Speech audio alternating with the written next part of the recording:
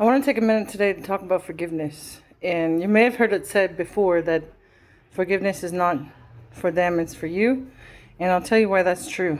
Because when you harbor unforgiveness, you're holding on to resentment or bitterness or anger. And it says in the word that the vengeance belongs to the Lord. I just finished reading Isaiah, and there was a lot about injustices that we still see today in this world, systems that oppress the poor and things like that. But when you keep your mind on that, then you're going to stay in a victim mentality. But when you learn to forgive and let things go, and you learn to be quick to forgive, even, not only are you going to get your peace and your joy back, you're going to let go of things that will keep you in a negative mindset. It's not going to get you anywhere.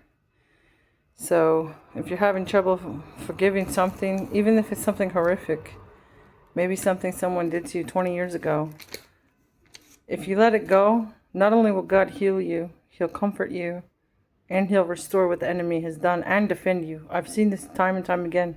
The minute that I choose to forgive someone, that person faces a reckoning of not even of me lifting a finger, but that's because when God says that He defends His children and that vengeance belongs to Him, He means it.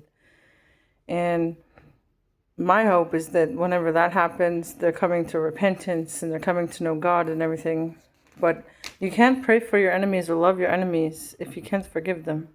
So if you're having trouble, just ask God for help. If you say, Lord, please take this anger away. A friend taught me this a couple of years ago, that sometimes you start praying angry, but then as you can keep praying, God will release the anger from you, and He'll give you a heart to even pray good things for that person.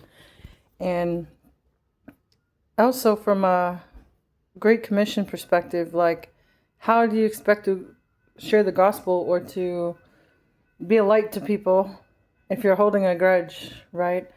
Unforgiveness can cause things that will lead you to slander or gossip or act out in anger. And there's no healing in that. There's no love in that. How can you minister to someone and at the same time, you know that there's someone else that you haven't forgiven? Because when you share the gospel, it needs to be from a pure heart. It can't be harboring bitterness or resentment or things like that, because then the person that you're sharing the gospel with will pick up on that, and they're not going to receive the fullness of the gospel from you. So anyway, this is supposed to be a short, so I'll leave it at that. Have a good week.